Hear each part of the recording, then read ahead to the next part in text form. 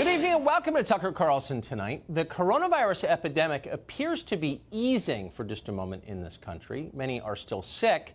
Some of those will die. But overall, for this moment anyway, there appears to be a lull.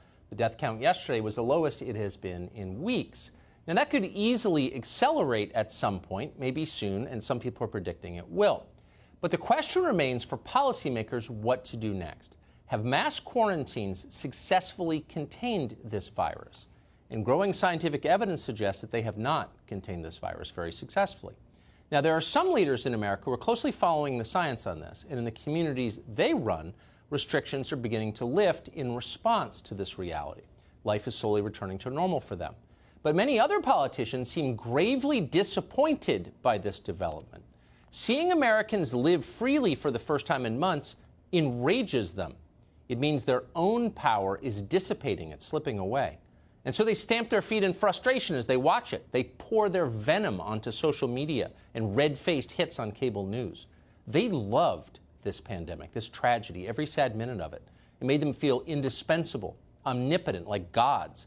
They desperately don't want it to end. They're saying that out loud, in effect.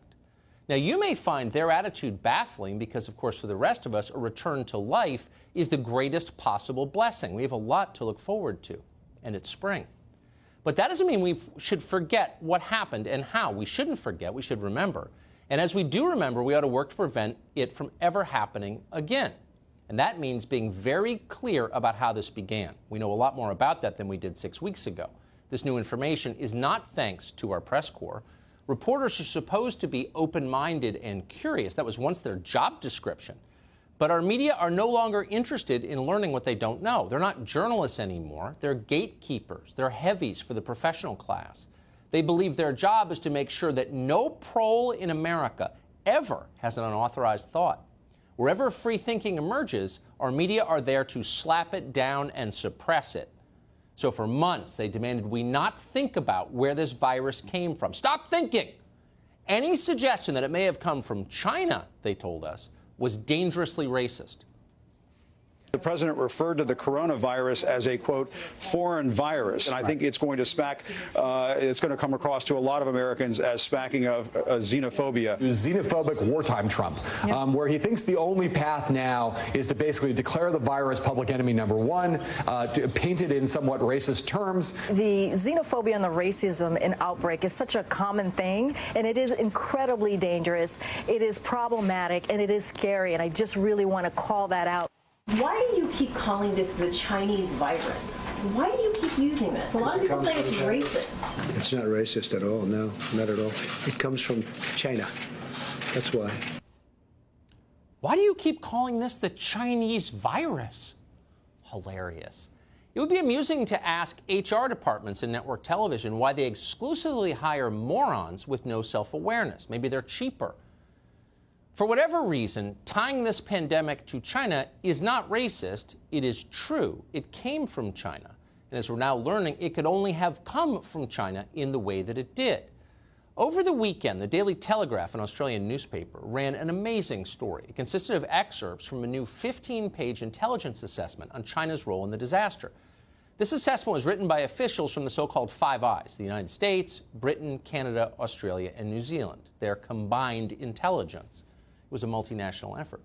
In effect, this new report confirms much of what we've suspected.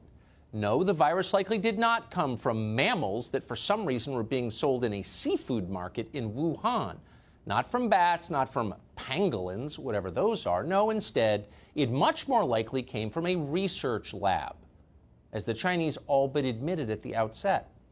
As this assessment notes, the Wuhan Institute of Virology was performing extensive research on bat coronaviruses at the time of the outbreak. Here's the full timeline that the document lays out. It's fascinating. We've known some of this, some we didn't know. Here it is. By early December, authorities in China knew that this disease could spread from person to person.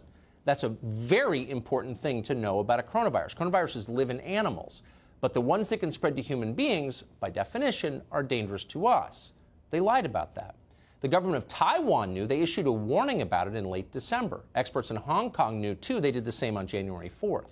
Yet despite the overwhelming evidence, the Chinese Communist Party claimed no.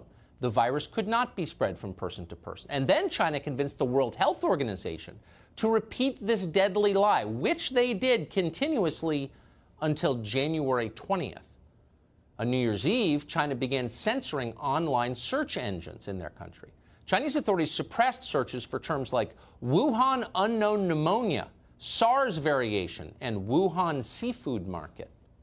On January 2nd, Hubei province's health authority ordered genomics companies to stop testing for the new virus, ordered them to destroy, not save, destroy, any samples of the virus they had already collected. One day later, China's National Health Commission banned the publication of any research on the virus. In the middle of an outbreak that became an epidemic, that became a global pandemic, they banned research. Day by day, this cover-up became crazier and more intense. From January 5th to January 18th, Wuhan officials refused to offer any updates on the spread of the virus. On January 14th, the chief of China's National Health Commission warned, in private, that the Wuhan coronavirus was very likely to become a, quote, major public health event. In other words, a disaster in which many would die. But the Chinese government hid that news from the world.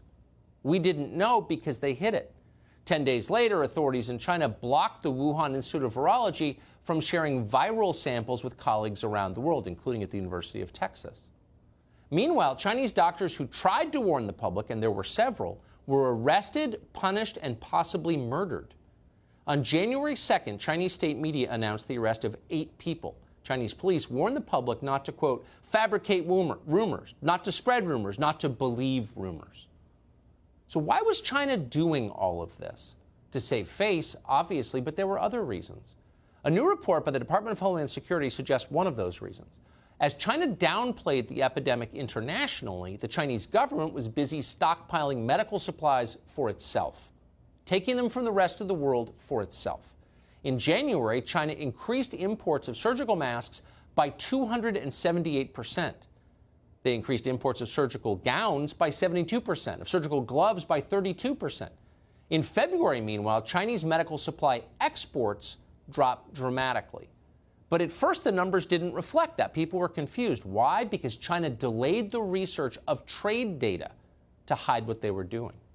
And then the Chinese government began emitting smokescreens in the media.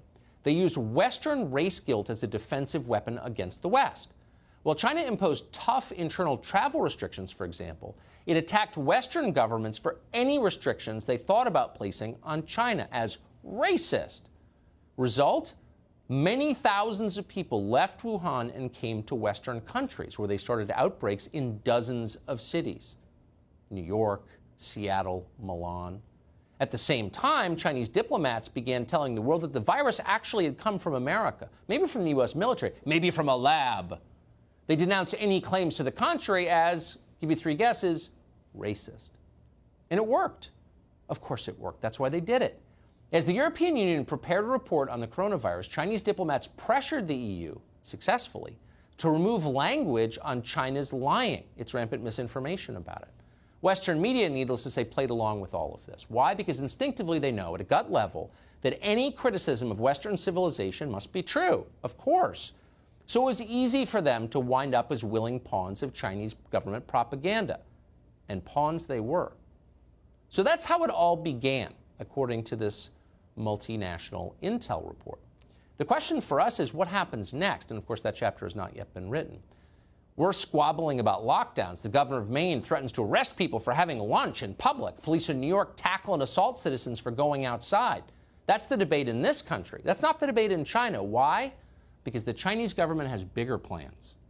By the time this pandemic has played out, China plans to rule the world. So for the West, the coronavirus has been a bewildering disaster that we'll be recovering from for a long time. But for the Chinese government, which thinks long term, the whole thing has been a blessing. In fact, they believe it's the beginning of a new Chinese century.